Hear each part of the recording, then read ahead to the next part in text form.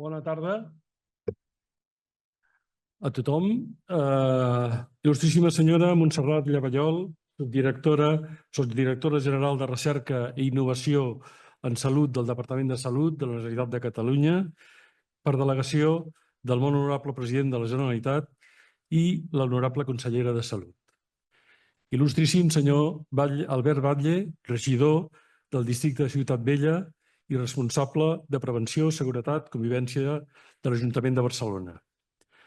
Excel·lentíssims senyors, president de la Real Acadèmia de Medicina de Catalunya, el senyor doctor Bombí, i l'excel·lentíssima senyora Maria dels Àngels Calvo, presidenta de l'Acadèmia de Ciències Veterinàries de Catalunya, i el senyor Àngel Massaguer, secretari general de l'Institut d'Estudis Catalans per delegació de la seva presidenta. Presidents i representants d'altres entitats, senyora Marta Esteve, patrona de la Fundació Doctor Esteve, membres del patronat de la Fundació i de la Corporació Esteve, com el seu president, digníssimes autoritats acadèmiques i professionals, altres presidents anteriors de la Real Acadèmia de Farmàcia de Catalunya, senyores i senyors acadèmics, senyores i senyors. Com a president de la Real Acadèmia de Farmàcia de Catalunya, em plau donar-vos la benvinguda a aquesta sessió de lliurament del Premi de Recerca Fundació Doctor Esteve 2024, que se celebra avui a la nostra seu, als espais de la farmàcia de l'antic Hospital de la Santa Creu. La Fundació de Doctor Antoni Esteve i la Real Acadèmia de Farmàcia de Catalunya han col·laborat en l'edició d'enguany d'aquest premi que en aquest acte es lliurarà a l'investigador guanyador. Per nosaltres, aquesta col·laboració amb la Fundació té un valor especial. L'Acadèmia sempre ha tingut una gran relació amb la família Esteve i, a més, el doctor Antoni Esteve, nom de la Fundació, va ser president de la Real Acadèmia de Farmàcia de Catalunya als anys 1964 i 1965 i, posteriorment, el seu fill, Josep Esteve, també va ser president de la nostra entitat durant els anys 2002 al 2004. Avui tenim el seu net, Antoni Esteve, com a acadèmic numerari de la nostra fundació. De la nostra institució. M'acompanyen a la taula la senyora Montserrat Llavallol, sotsdirectora general de Recerca i Innovació en Salut de la Generalitat de Catalunya, i la senyora Marta Esteve, patrona de la Fundació Doctor Antoni Esteve. A partir d'ara em permetran seguir l'acte en castellà en atenció als guanyadors del premi, que són de fora de Catalunya, i d'altres persones assistents a l'acte, tant estiguin aquí o com connectades telemàticament a distància.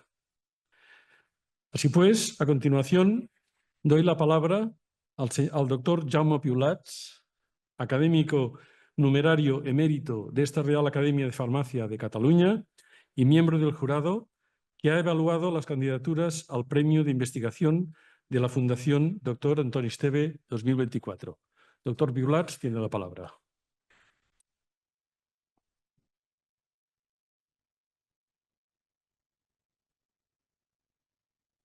Bien, muchas gracias.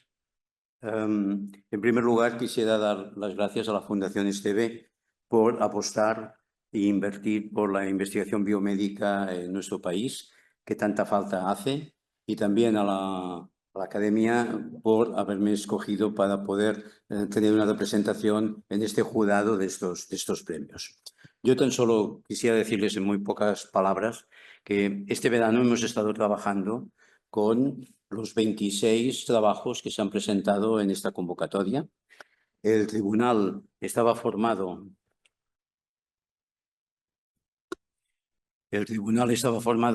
por 3 personas. Uno era el doctor Christian Beauséjour de Montreal. El otro era el doctor Ralph Jockers, que es un científico alemán que trabaja en París, y yo mismo, Jaume Piulats, como representante de aquí de la Academia. Teníamos por delante este verano 26 trabajos que estudiar, y estos 26 trabajos yo quisiera indicar que todos han sido publicados en revistas de gran nivel. Por lo tanto, la calidad científica de los trabajos ya estaba prácticamente ya dicha, en el sentido de que habían pasado ya este filtro de publicarse en revistas científicas especializadas y de nivel. Pero así y todo, el hecho de que fuesen 26 trabajos y ya que hubiesen pasado este filtro, nos hacía más difícil poder escoger una de ellas entre estos 26 trabajos. Entonces, los tres personas del jurado decidimos de que cada uno hiciese independientemente un ranking de estos 26 trabajos y escogiese los 10 que consideraba primeros en función de su calidad y de su proyección científica. Cuando hicimos esto y cuando ya habíamos finalizado este análisis, tuvimos una reunión por vía online y pudimos comprobar de que en los rankings de cada uno de nosotros, los tres primeros trabajos estaban muy claros. Es decir, había una coincidencia muy significativa entre los tres personas del jurado. Y eso facilitó mucho las cosas, porque todos coincidimos en que en el primer trabajo sería el trabajo que ustedes ven aquí de la investigación en cáncer infantil que hace la Universidad de Navarra y que nos explicarán hoy los ganadores de este premio, ¿no? Por lo tanto, yo, a pesar de la calidad de esos 26 trabajos que han habido, yo creo que hubo una buena unanimidad entre los tres personas del jurado y se pudo decidir fácilmente.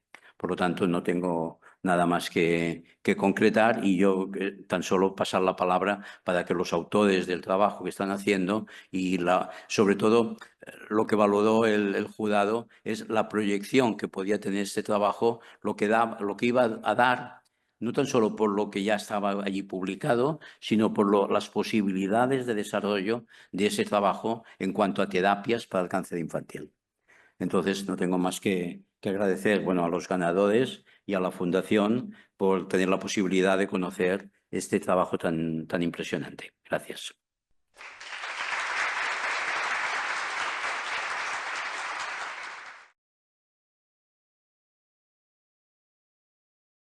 De la coincidencia en la elaboración de los trabajos y tengo el placer de anunciar que hoy tenemos la oportunidad de contar con los dos protagonistas de este debate. En primer lugar, daré paso a la doctora Marta Alonso, directora de la investigación terminada, que nos explique cómo están trabajando desde encima y la Clínica Universidad de Navarra en el tratamiento del cáncer infantil. Doctora Alonso, tiene la palabra.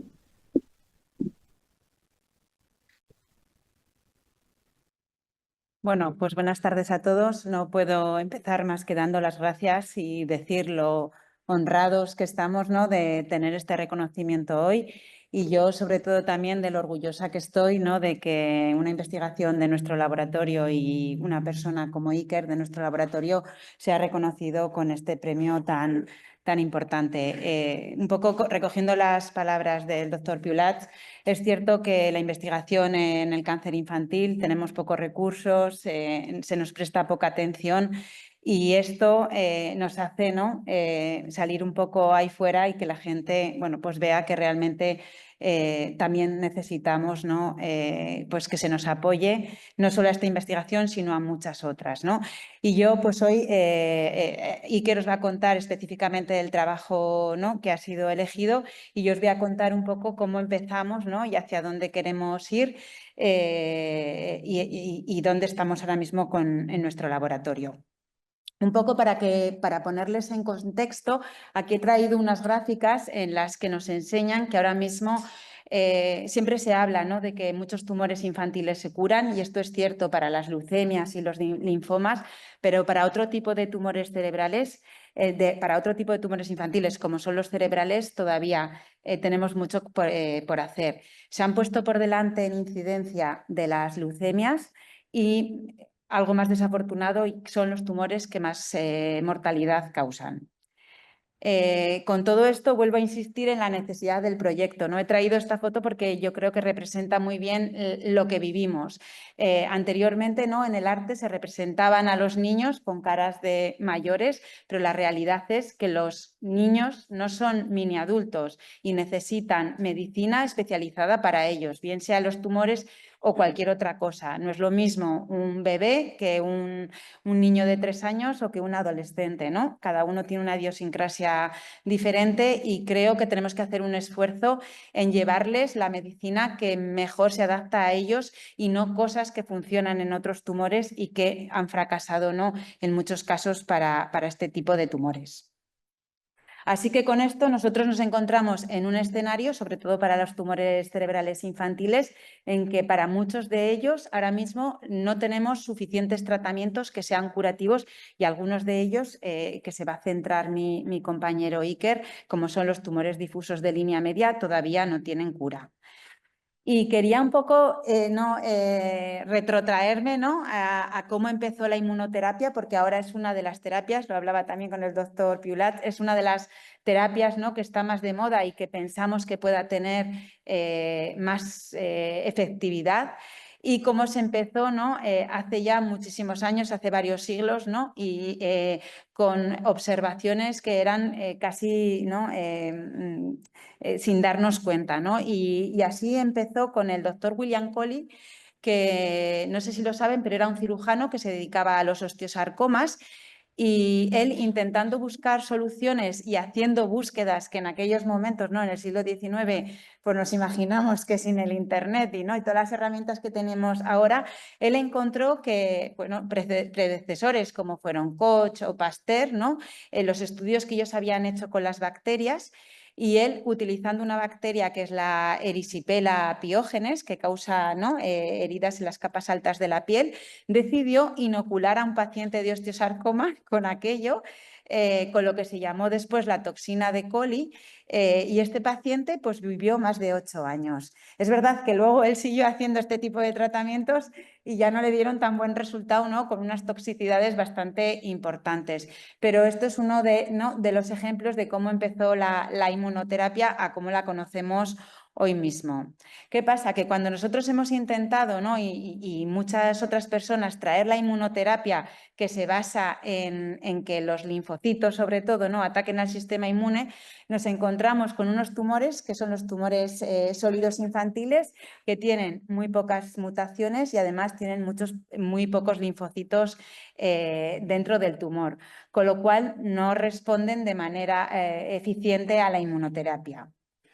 Entonces, ¿qué tenemos que hacer? Y aquí he traído, ¿no? Estamos en Cataluña, pero nosotros también somos navarricos y estamos muy contentos, ¿no? de nuestra tierra. Y he traído aquí esta foto que es la plaza del Ayuntamiento de Pamplona, ¿no? Un día normal, que a veces podemos encontrar turistas, y en San Fermín, que aquello se llena de gente, ¿no? que está muy activa, que está muy contenta. Y esto es un poco lo que pretendemos llevar a estos tumores, calentar estos tumores y hacer que el sistema inmune vea estos tumores que de manera normal pasan desapercibidos para el sistema inmune. Y para ello contamos con diferentes estrategias. Contamos con radioterapia, que se utiliza mucho en los tumores cerebrales infantiles, pero que tiene sus contraprestaciones, sobre todo en aquellos niños que son muy pequeños y se les da radioterapia y luego tienen muchísimas secuelas, aquellos supervivientes de largo plazo. Otro tipo de estrategias, como pueden ser vacunas, como pueden ser anticuerpos, y contamos con otra estrategia que son los virus oncolíticos, que también no es una estrategia que se ha utilizado desde tiempos inmemoriales, ¿no? Cuando de nuevo médicos que tenían pacientes con tumores, de repente esos pacientes contraían una infección como puede ser pues la gripe, y estos pacientes de manera espontánea se curaban. Y nosotros hemos tratado de explotar eso. Hay muchos tipos de virus, ¿no? que se utilizan para el tratamiento de los tumores. Quizás los más conocidos y los más utilizados son los adenovirus y los herpes, que son virus que tienen DNA y que tenemos que ingenierizar en el laboratorio para hacerlos específicos de tumor. Aunque también es verdad que hay otros virus en la naturaleza que de manera natural el tumor tiene una serie de características que los complementa y los hacen específicos del tumor. Y aquí es donde entra, ¿no?, nuestro papel. Nosotros lo que hacemos es modificar el genoma de estos virus para hacerlos específicos del tumor.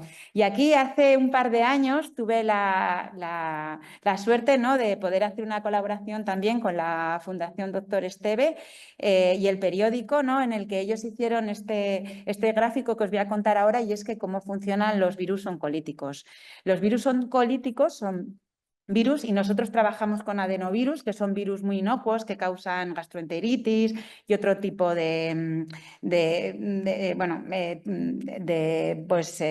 fiebres, ¿no?, de catarrillos, y son capaces de infectar a las células tumorales y también a las células normales. Pero ¿qué pasa? Que cuando entran en las células normales los hemos modificado para que el virus no pueda replicarse y no pasa nada. Mientras que cuando entran en las células tumorales se replican y provocan la destrucción de estas células, empiezan a esparcirse y infectan a las células contiguas. Y de esta manera empiezan a mandar señales al sistema inmune de que algo está pasando.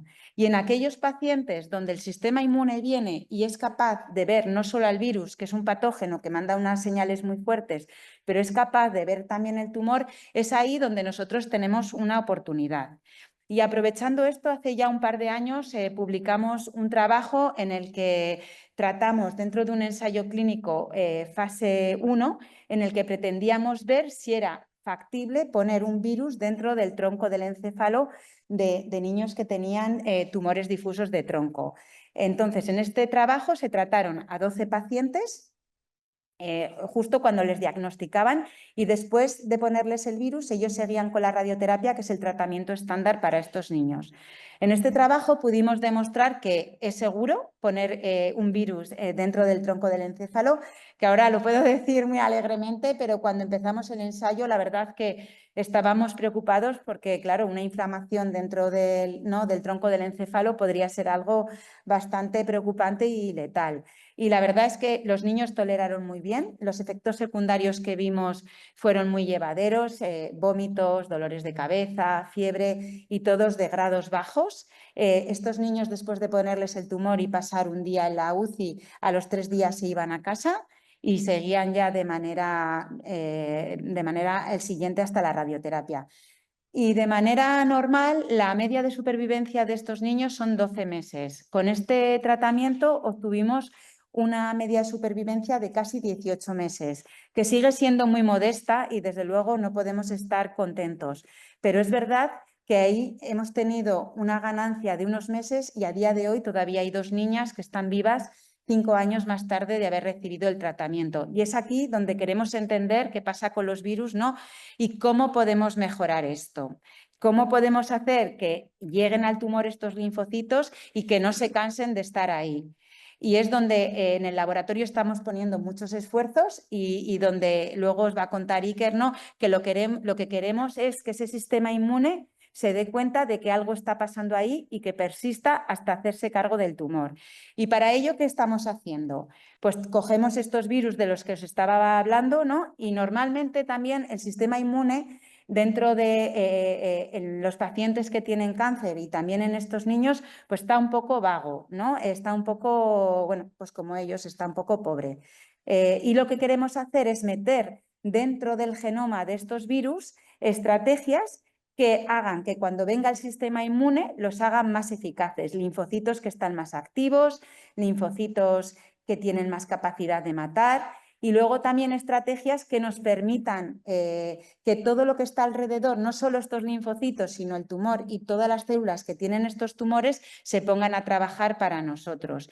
Y aquí es donde pensamos que es muy importante fijarnos específicamente en cómo son estos tumores, qué cosas podemos abordar en estos tumores y no en otros, ¿no? Porque sabemos que los inhibidores de los immune checkpoints, que ahora están para algunos tratamientos como melanoma, ¿no?, han cambiado el curso de estas enfermedades, pero cuando los hemos trasladado a los tumores cerebrales del adulto y los infantiles, pues han fracasado. Así que debemos poner el foco, ¿no?, en estos tumores.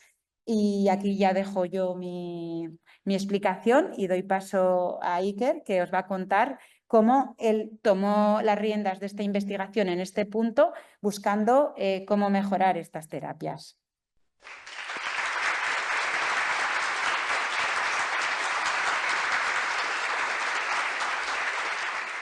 Muchas gracias, doctor Alonso.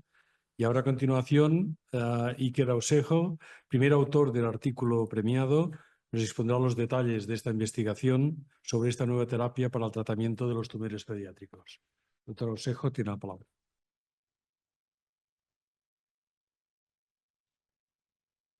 Bueno, buenas tardes a todos. Lo primero, quería agradecer enormemente a la Fundación Antonio Esteve, doctor Antonio Esteve, y a todo el Tribunal Científico por este premio.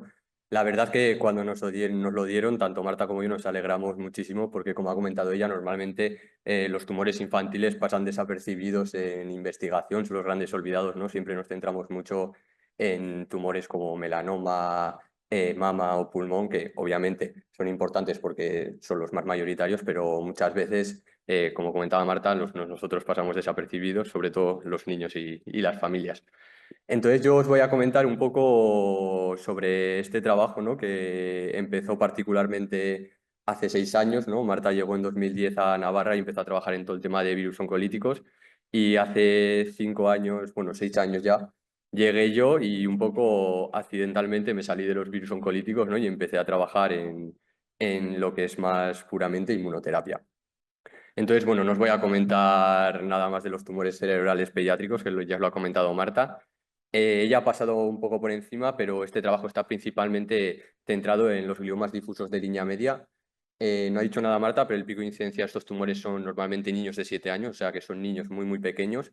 Y como ha comentado, la supervivencia global es de 12 meses. Actualmente solo se puede dar radioterapia a estos niños, pero lo único que hace la radioterapia es alargar en unos poquísimos meses la vida de estos niños, pero realmente no es curativa. Y Marta no lo ha comentado, pero la cirugía no es una opción porque, como podéis ver en la imagen, los tumores se encuentran en el tronco del encéfalo, por lo que una operación ahí es imposible porque supondría pues, el fallecimiento de los pacientes. Entonces, bueno, como os podéis imaginar, hay que buscar nuevos tratamientos porque ahora mismo es una enfermedad huérfana y hay que empujar mucho. Entonces, nosotros en el laboratorio, desde que Marta llegó en 2010, nos hemos centrado muchísimo en desarrollar lo que se llaman los modelos de animales, ¿no? Los modelos preclínicos ahora mismo en investigación son fundamentales porque realmente tú, para que un tratamiento llegue a clínica y puedas tratar pacientes, tienes que tener unas pruebas importantes en modelos preclínicos y en modelos preclínicos que imiten muy bien la enfermedad, porque al final que un modelo preclínico sea bueno hace que una investigación sea buena. Entonces, nosotros lo que hemos hecho es un poco imitar lo que pasaba en estos tumores, en los gliomas difusos de línea media en humanos, en ratón. Y como veis, pues somos capaces, si lo veis en fondo oscuro a la izquierda, de implantar el tumor y que estos ratones desarrollen el tumor exactamente en la misma posición anatómica que lo hacen los humanos y que un poco reproduzca lo que pasa en esta enfermedad. Entonces, en este momento ya tenemos un modelo en el que podemos empezar a probar fármacos. Y como os he comentado, pues accidentalmente yo dejé de lado los virus y empecé a trabajar en los puntos de control inmunitario, que es lo que ha comentado Marta, de los immune checkpoint. Que para que os hagáis una idea de cómo funcionan, es como si un linfocito T, nuestras defensas, fuese un coche y este linfocito T tiene 13 aceleradores y 13 frenos. Hay veces que si pulsas el acelerador, pues este linfocito se activa y es más eficaz para matar el tumor, pero este linfocito también tiene freno porque si este linfocito se pasa de activarse, obviamente puede producir enfermedades como enfermedades autoinmunes y otras cosas. Entonces, ya ha dicho Marta que estos dos, digamos, frenos que tienen los linfocitos cambiaron el paradigma del tratamiento del cáncer, ¿no? Y se le dio el premio a James Allison ya hace unos años, que son CTLA4 y PD1. Entonces, cuando se bloquea, somos capaces de reactivar este linfocito y que este linfocito sea más eficaz y sea capaz de eliminar los tumores.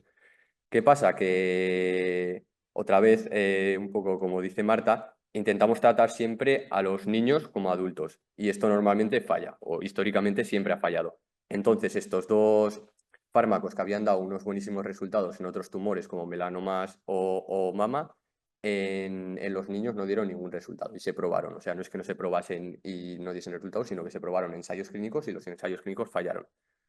Entonces, nosotros, pues como os comentaba, hace 6 años nos fijamos en otro de estos frenos, que se llama TIN3. ¿Y qué tiene de diferente TIM3? Pues que TIM3 no solo se expresa en los linfocitos T, sino que nos dimos cuenta que se expresaba en la mayoría de las células inmunes que se encontraban en estos tumores. Entonces podía ser una diana terapéutica, la verdad que ideal para nosotros. Entonces empezamos a trabajar en ello.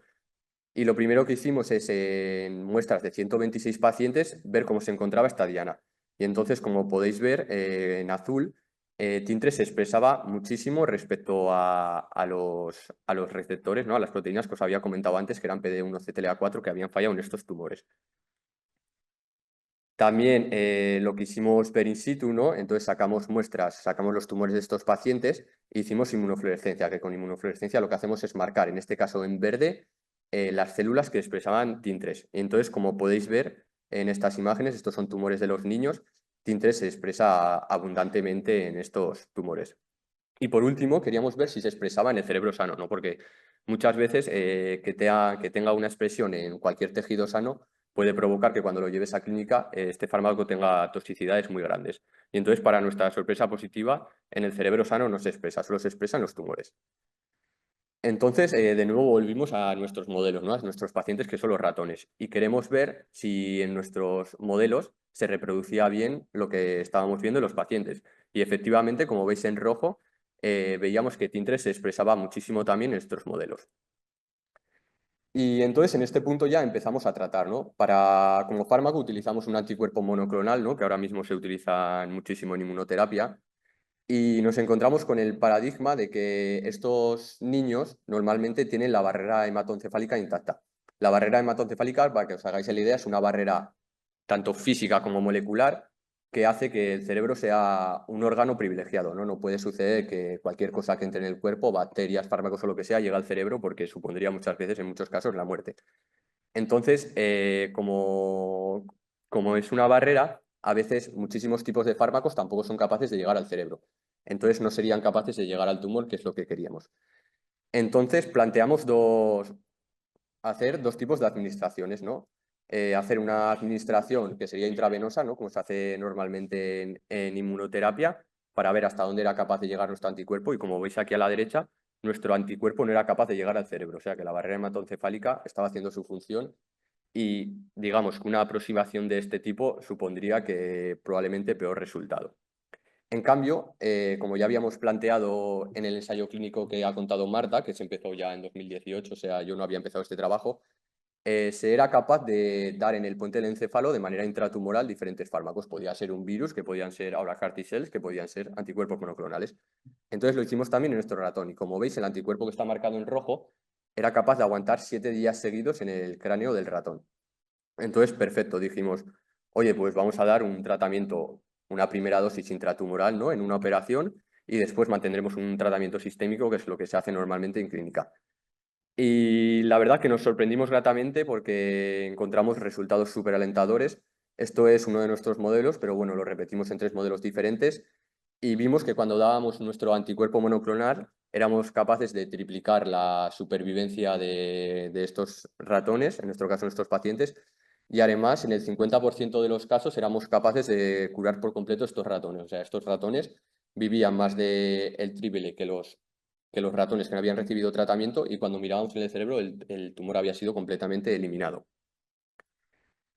En los tumores cerebrales también, y bueno, en la inmunoterapia en general se habla de memoria inmunológica. Memoria inmunológica, digamos que es la capacidad que tiene el sistema inmune de volver a eliminar un tumor sin ningún fármaco simplemente porque se acuerda de que esas células eran malas y son capaces de matarlo. Entonces comprobamos que a ver si después de nuestro tratamiento estos ratones que se habían curado tenían memoria inmune.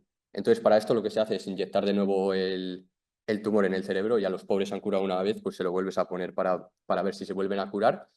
Y efectivamente todos los ratones que se habían curado tenían memoria inmune. Esto es súper importante porque los tumores cerebrales es muy común lo que se conocen como recurrencias, ¿no? Hay tratamientos que son capaces de eliminar, digamos, mucha parte del tumor, pero este tumor es capaz de volver a crecer.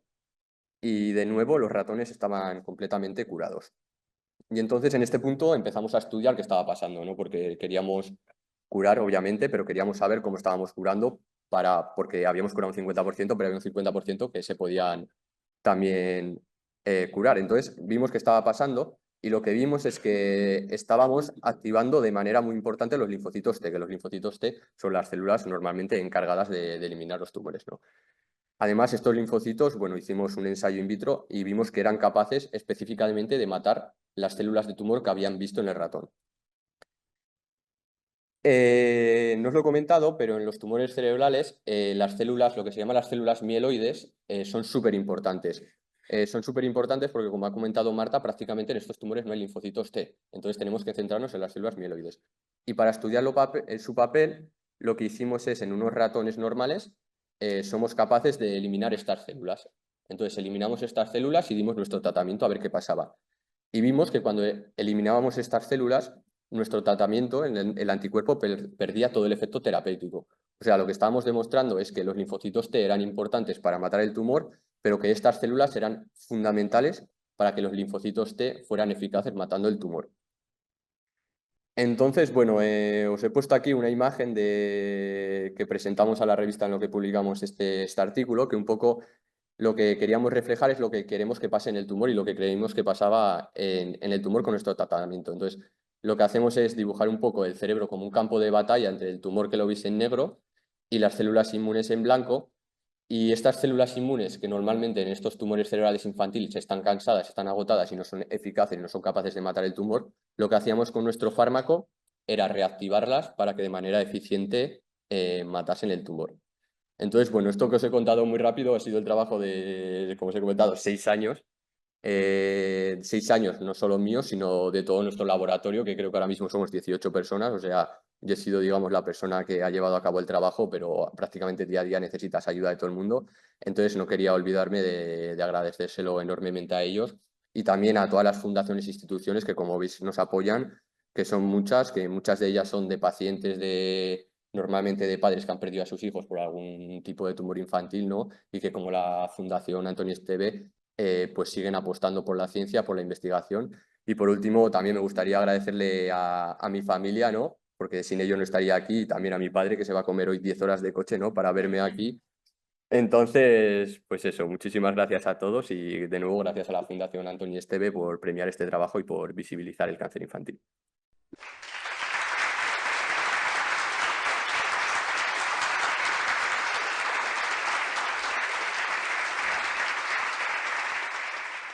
Muchas gracias, doctor Ausejo, por su explicación y del trabajo.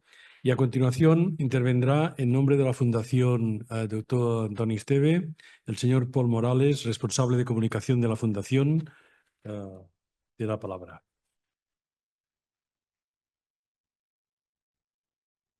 Muchas gràcies. Excel·lentíssim senyor president de la Reial Acadèmia de Farmàcia de Catalunya, il·lustríssima senyora subdirectora general de Recerca i Innovació en Salut, molt il·lustres senyores i senyors membres de la Reial Acadèmia de Farmàcia, de la Reial Acadèmia de Medicina i de la Reial Acadèmia de Veterinària, senyora Alonso, senyora Ausejo, amigas, amigos. En representación de la Fundación Dr. Antonio Esteve, es un honor entregar este premio que lleva su nombre y que tiene por objetivo promover la investigación en farmacología. Esta fundación se creó en 1982 en memoria del Dr. Antonio Esteve y Subirana, quien a lo largo de su vida manifestó un firme compromiso por la investigación en farmacología, participando en diversas instituciones científicas, entre las cuales esta Real Academia de Farmacia de Cataluña, de la que fue presidente en 1964 y 1965 y por la que profesó un inmenso respeto y cariño. En consonancia con la misión de esta fundación, que no es otra que promover la investigación en farmacología, estos premios nacieron en 1989 para poner en valor y promover la calidad y la innovación en la investigación, en un país en el que aún hoy el apoyo a la investigación sigue siendo insuficiente. Nuestra enhorabuena a la doctora Marta Alonso por la dirección de esta investigación y a Iker Ausejo como primer autor del artículo ganador, quien recibirá el Premio de Investigación Fundación Dr. Antonio Esteve 2024. Apoyamos su trabajo a través de este premio sabiendo que aún hoy día queda mucho recorrido por hacer en el camino de promover la investigación en nuestro país. Desde un punto de vista de financiación, por ejemplo, la inversión española en investigación fue en 2022 del 1,44% del Producto Interior Bruto, muy por detrás del 2,24% de la media europea y del 3% de países como Japón o Estados Unidos. Desde la Fundación Dr. Antonio Esteve aspiramos a seguir reconociendo a través de estos premios la mejor investigación en farmacología con el apoyo de la Real Academia de Farmacia de Cataluña. Nuestro más sincero agradecimiento al Dr. Permanyer, presidente de esta institución, por ayudarnos en la labor de visibilizar la investigación de calidad y por acompañarnos personalmente en este acto. Asimismo, nuestro agradecimiento a los miembros del Jurado Internacional Independiente, Christian Bessejou, de la Universidad de Montreal, Ralph Jokers, del Institut Cochin en Francia, y Jaume Piolats, aquí presente como representante de la Real Academia de Farmacia de Cataluña. A todos ellos por su impecable labor de selección desarrollada desde estrictos criterios de independencia e imparcialidad. Como destacan los miembros del jurado, la investigación que se premia hoy supone una importante contribución en la terapia contra un tipo de cáncer infantil, caracterizado por su especial agresividad. Su hallazgo se presenta como una diana terapéutica que puede guiar el desarrollo de futuros ensayos clínicos para estos pacientes. Por lo que es un orgullo que el Premio de Investigación Fundación Dr. Antonio Esteve recaiga este año 2024 en un trabajo que ejemplifica perfectamente la misión y los valores de esta institución en pro de la innovación y de la calidad en la investigación. Queremos agradecer a Iker Ausejo y Marta Alonso y a todos los participantes en esta convocatoria por su esfuerzo y contribución al progreso de la farmacología en pro de la salud de los pacientes. Nuestro más sincero agradecimiento y enhorabuena a todos. Muchas gracias.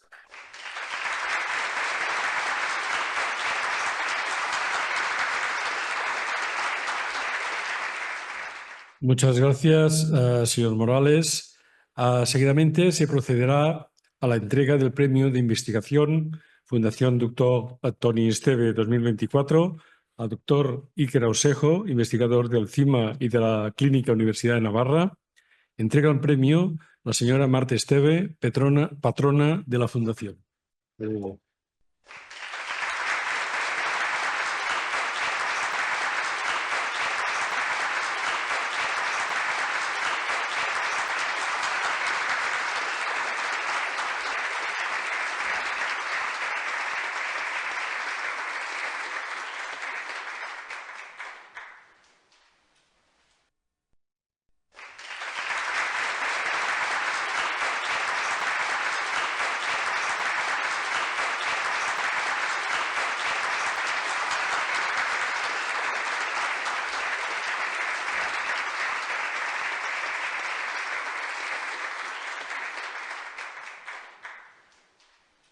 Per finalitzar l'acte, la senyora Montserrat Llavallol, subdirectora general de Recerca i Innovació en Salut del Departament de Salut de la Generalitat de Catalunya, ens dirigirà unes paraules. Senyora Llavallol, té la paraula. Funciona això, sí, no? Moltes gràcies. En primer lloc, voldria excusar el molt honorable president de la Generalitat que ha delegat en la consellera Olga Pané i a la vegada la consellera avui tenia un altre acte fora de la conselleria i m'ha demanat que assistís. Agrair a la Fundació la vostra tasca que esteu fent vers la recerca, acompanyant també el sector públic que, com s'ha dit, ja té les seves mancances en quant a finançament, ens agradaria poder contribuir molt més i agrair a l'Acadèmia que puguem estar avui aquí en aquest lloc tan fantàstic i jo només havent vist aquest trosset d'aquí, avui ja me'n vaig molt contenta. Els guardonats, la vostra dedicació, jo veig amb els centres de recerca, on amb la majoria d'ells, amb els centres de recerca Salut, soc patrona de les fundacions, amb la devoció amb què parleu de la vostra recerca, ens transmetiu als patrons aquesta necessitat imperiosa que lluitem per buscar fons per la recerca. Des de la meva posició, sapigueu que any rere any, i ho saben alguns dels membres que estan aquí perquè em coneixen d'alguns patronats, des del Departament de Salut estem intentant que any rere any el pressupost de recerca en salut s'ampliï, ho estem aconseguint, ja portem 4 anys, només una petita dada, quan vam començar el 2016 a la Direcció General de Recerca en Salut teníem un pressupost de 33 milions, a dia d'avui en tenim un de 55, per tant, en 6 anys jo crec que hem fet bastanta feina pensant que dins del Departament de Salut tenim tota la provisió de serveis sanitaris que això s'emporta i les vacunes, el gruix del pressupost. Per tant, apostem per la recerca, el país aposta per la recerca tenint una conselleria de recerca i universitats i el nostre agraïment a tots els que feu el dia a dia aquesta recerca. Novament, gràcies a tots, muchas gracias a los premiados i gràcies a tots els que heu assistit a aquest acte. En nom de la consellera i president, dono l'acte per finalitzat. Gràcies.